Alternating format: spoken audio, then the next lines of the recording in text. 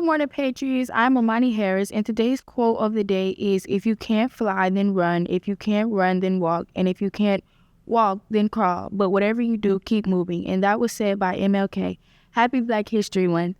Remember the underclassmen, the sneaker ball is the first Friday after the break coming up on the 27th. Make sure you arrive looking cute. As Holly looking for scholarship opportunities, if so, please check the emails from Miss Jennifer Wooding. As Holly interact with them in class every day, but how well do you really know your teachers? Here's Cadence with this week's Teacher Spotlight.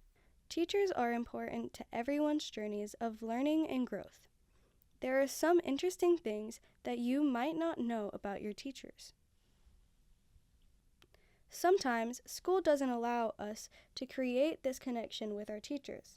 One of the teachers that students connect to the most is Mr. Payne, also known as T-Payne. T-Payne is part of our math department. He enjoys fishing and being a prominent part of his church. My name is Mr. Payne, but the kids call me T-Payne, of course, and I teach honors geometry and geometry. I'll be completing my 21st year of teaching. I didn't really decide I wanted to be a teacher when I was in college. I was a biochemistry major. I didn't go to school for education, and I tried like that corporate downtown job. Didn't like it, and doors opened up. I'm a Christian, and so I did a lot of praying, and when I did that, doors opened up for me to become a teacher. I said I was going to try it for 1 year, and now 21 years later, I'm still doing it. So, well, I serve at my church a lot. I work with the students. Of course, being a teacher, that would be a good fit for me. I work with the student ministry, and I'm a Sunday school teacher. So a lot of the stuff I do is with my son, who's an 11th grader, but he does a lot of stuff with the youth, so I do a lot of stuff with the youth. But the biggest thing I like to do when I'm not teaching or doing real estate, because that is my other career, I love to fish. I love to fish. Fishing is my favorite thing to do for fun. I'm a sponsor for FCA, Fellowship of Christian Athletes. I would love to teach creation science, but I'd have to be at a Christian school to do that. But I would love to teach creation science. That'd be fun. The first job I ever had, I was in high school, and I was a bagger for Ingalls. I was a bag boy, so that was the first thing I ever did. Something that the students don't know about me. Most of them know I went to Georgia State University. Most of them know I'm active in church, the local church, Flat Creek Baptist, right around the corner. Something they don't know about me, they might not know that I am a full-time real estate broker in addition to a full-time educator. So they might not know that I do both. As Hollywood buzz ramps up towards Oscar night, our own Shane Lee has his own reviews on recent releases. Here's his box office. Hey everybody, welcome back to the box office, your weekly source of what's happening at the movies. Firstly, YouTuber Markiplier's self-financed film adaptation of the indie game Iron Lung was released into theaters. With practically no traditional marketing, the film packed theaters with video game and Markiplier fans, grossing $34 million worldwide since its release. It also garnered significant positive critical reception, citing impressive filmmaking and acting from a first-timer. This film is a lesson that when you build goodwill with an audience, they will show up. Now personally, I really liked the film. I didn't think it was perfect. There were a few things that I didn't like that much.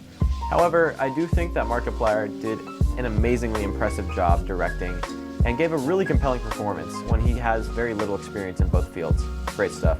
Also releasing a few weeks ago was Sam Raimi's new film, Send Help. If you weren't aware, Sam Raimi directed the old Evil Dead movies and a little more notably, the Tobey Maguire Spider-Man trilogy.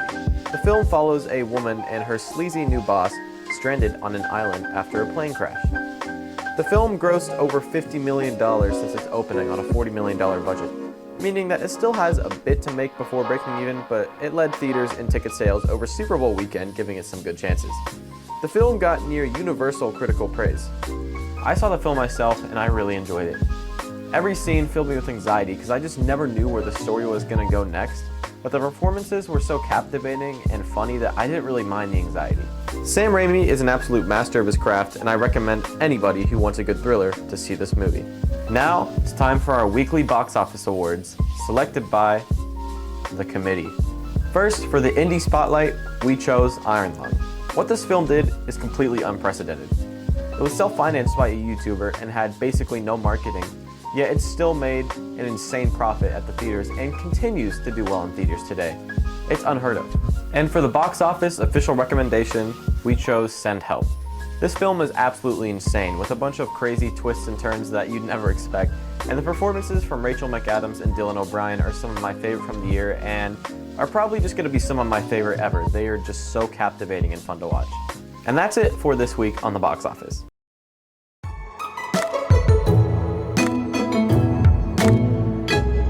My name is Nathan Anderson, and I'm here to tell you about some crazy, strange, and wholesome news that you might have missed. First up, after 8 years, 4 months, and 29 days, we can celebrate the longest period of time without a nuclear detonation since the atomic era began. Ever since 1945, when the first nuclear detonation occurred, there have been an insane 2,000 nuclear weapons detonated by just 8 nations. The effect of nuclear bomb testings have been noted, such as environmental contamination, increased cancer risk, genetic damage, climate disruption, and more.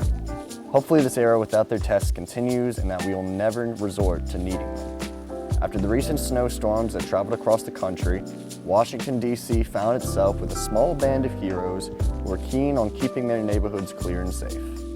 The group of D.C. snow heroes went around clearing the sidewalks for elderly, young, disabled, and even just those who were too overwhelmed. As a community, we have to stick together. We have to do what we can do for one another, and it's a lot of people that are unable to do things. So that's where we come in. David Ford, one of the snow heroes, told DC News Now. That's all for this week. I'll keep searching for some crazy, strange, and wholesome news for you. See you next week. That's all for the news today. Happy Valentine's and be safe on the break. Bye.